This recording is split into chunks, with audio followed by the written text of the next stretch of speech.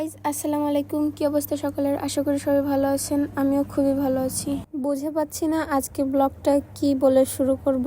আসলে গতকাল আমার জন্মদিন ছিল, যে দিনে আমি কিছুই করিনি, ঘর থেকে বের হইনি, সারাদিন স্বাভাবিক দিনের মতোই গিয়েছিল। তো বিকেলে আমি যখন ঘুম পড়েছিলাম, ওই সময় আমার বেস্ট ফ্রেন্ড কথা ও কেক নিয়ে আসে। আমি সে সময় ঘুমছিলাম, আমি আনতে যেতে পারিনি। ও কেক আমাদের বাড়িতে রেখে ব্যস্ত ছিল, একটু প্রবলেম ছিল, ওজন্য চলে গিয়েছিল।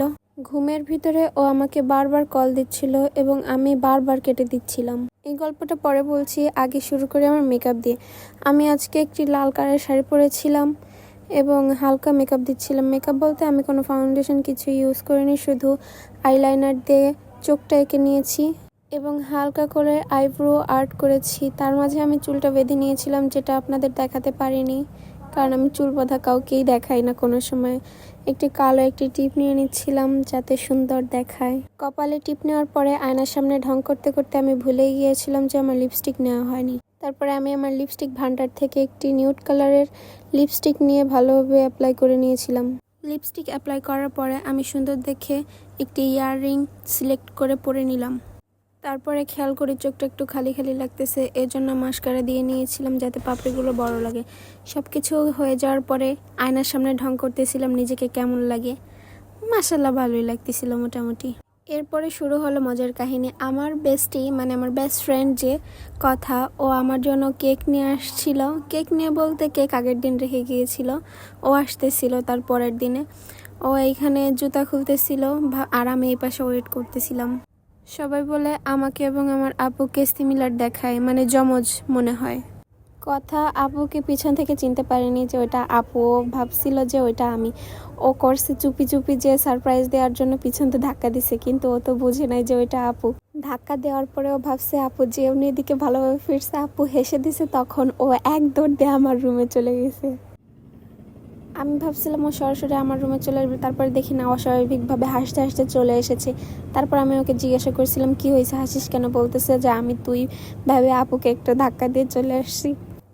আমাকে সারপ্রাইজ দিতে যে ও নিজেই সারপ্রাইজ হয়ে গিয়েছে।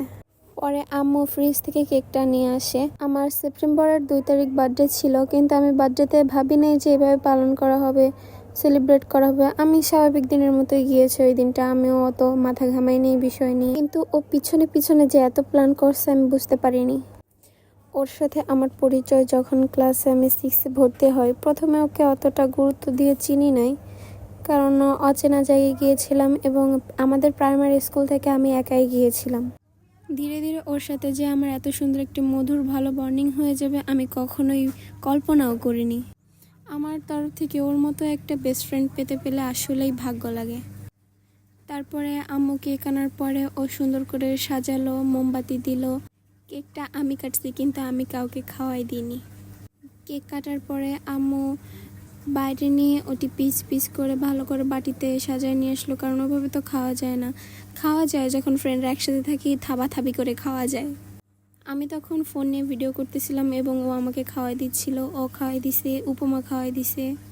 ওই সময়টাও আমাকে তাড়া দিচ্ছিল বারবার। এবং ওদের বাড়ি আজকে একটা অনুষ্ঠান ছিল, অনুষ্ঠান বাদ দিয়ে আমার জন্য চলে এসেছে। আমাকে বলতেছিল যে দ্রুত কর, ওদিকে কিন্তু অনুষ্ঠান শুরু হয়ে গেছে অনেক আগেই। খাওয়া দাওয়া শেষে ও চলে যাচ্ছিল।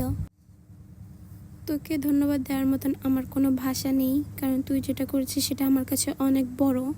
তো আজকের ভিডিওটি এই পর্যন্ত। ভালো লাগলে লাইক, কমেন্ট এবং শেয়ার করতে ভুলবেন না। আল্লাহ হাফেজ।